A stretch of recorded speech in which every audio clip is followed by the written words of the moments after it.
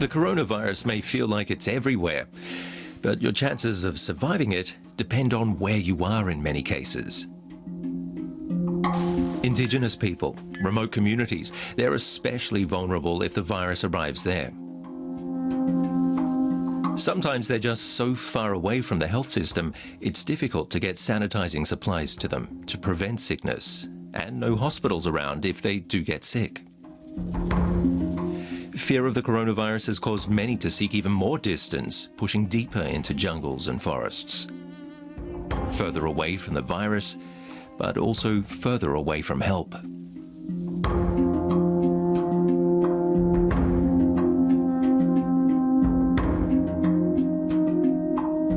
Ben Fazoulen. In today's COVID-19 special, what the coronavirus means for people living in isolated parts of the world. My sister in far north Queensland, for example, she says she feels safe being so far away from it all. But what about Indigenous communities there, under strict lockdown and extremely susceptible to disease? Same case in the Amazon. The virus not only poses a threat to its inhabitants, but also to the rainforest itself. Brazil's indigenous peoples are afraid. This tribe in Minas Gerais state is worried that the coronavirus could soon spread to them. We are asking for help because we indigenous peoples are neglected by the state. We are afraid that we will starve because nobody knows how long the corona crisis will last. There's hardly any intact rainforest left to flee to, so this tribe is forced to tough it out. It's a very different story further north in the Amazon basin. Here many native communities are taking control of their own destiny by shutting off their reservations and putting up barriers against intruders and against the virus. Experts believe the virus poses more of a threat to indigenous people than other communities. We know that indigenous people get sick faster, develop more severe symptoms, and are much more likely to die from it. Their immune systems are more susceptible to viruses of all kinds. This is why some of the tribes have even withdrawn into the jungle, just like the Awa, seen here in pictures from before the coronavirus. The Awa live far from the nearest settlement. They hunt monkeys and live on berries from acai palm trees. They live as they did over 30 years ago, when they were completely isolated. Criminals are taking advantage of the retreat of the indigenous people to destroy parts of the rainforest. Authorities report a 50% increase in deforestation. The invaders are lumberjacks, gold miners, and illegal hunters. They bring diseases with them. The Brazilian state must now drive all illegal intruders out of there. In the capital of Amazonas state, Manaus, hospitals are already reaching capacity. And already there are coronavirus-related deaths among indigenous people. In 2019, a dam owned by a mining company collapsed, killing hundreds. It was a disaster for the indigenous people in Minas Gerais. Mining waste poisoned the rivers, and now there's the danger of coronavirus. Our river is almost dead because a criminal act by a mining company caused a disaster. Because of this, we can no longer grow anything. Multiple dangers for a community with little to no protection. Well, returning to our report on the coronavirus and indigenous communities in the Amazon, filed by Matthias Ebert. He joins us from Rio de Janeiro. Is that the best for indigenous people of the Amazon to fully cut themselves off like so many of us have, but in this case, retreat even further into remoteness to avoid getting ill? Yes, it's definitely the best way for them to protect and to isolate themselves deep into the jungle. The indigenous people here in Brazil, they have a weaker immune system than normal Brazilians, and they have less antibodies. And if we look into history, into the 70s, there was a mass extinction of indigenous tribes in Brazil due to flus and influenzas brought by illegal loggers and miners in these times.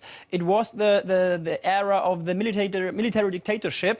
ship, the generals constructed roads, highways, and brought infrastructure to this region. And the indigenous people did not so far forget this mass extinction.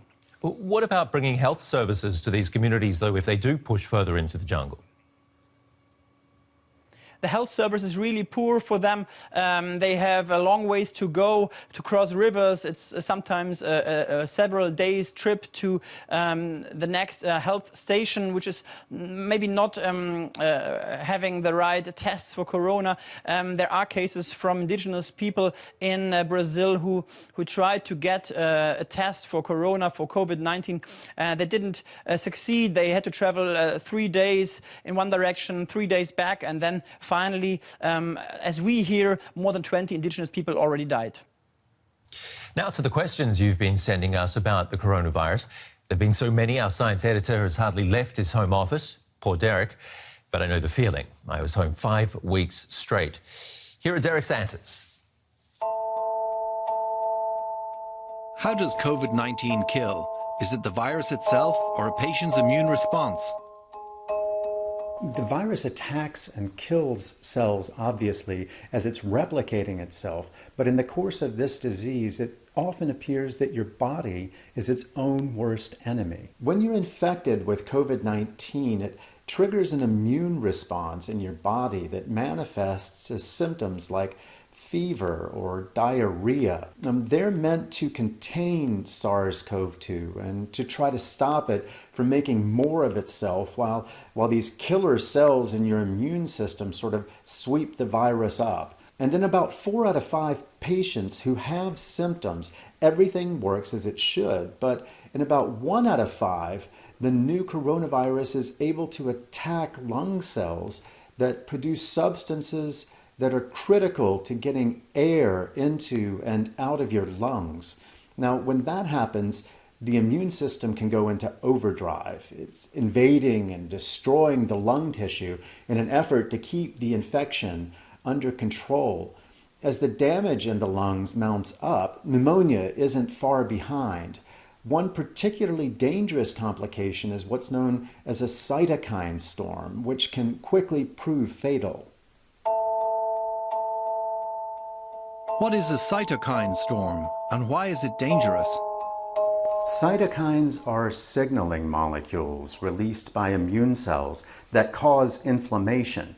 Now, inflammation is actually part of the body's immune response to something like the invasion of a pathogen. The problem is when the checks and balances in the immune system don't work correctly, and the immune cells continue to churn out cytokines kind of en masse, even when they're no longer needed. The inflammation reaction spirals out of control, and the vast numbers of cytokines begin attacking the body's tissues. That's a cytokine storm. In COVID-19 patients who've had severe cases, it's often what's causing death. An over-the-top reaction of the immune system can cause much more damage to organs like the lungs than the virus itself. In younger patients in particular, doctors now believe, it might even be the primary cause of mortality.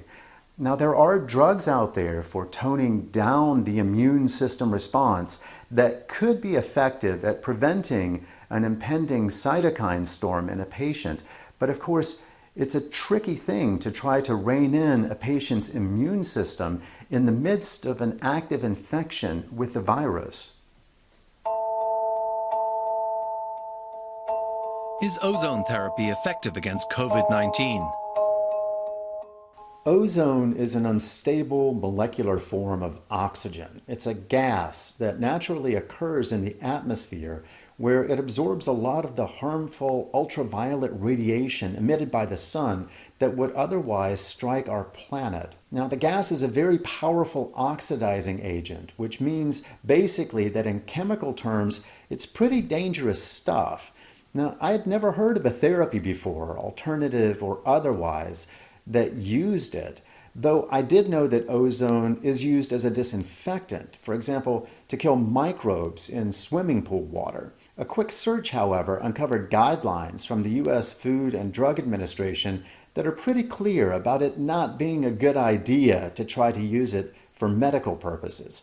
In fact, high levels of ozone can damage the lungs severely, so I would steer well clear of any therapies that claim to use it.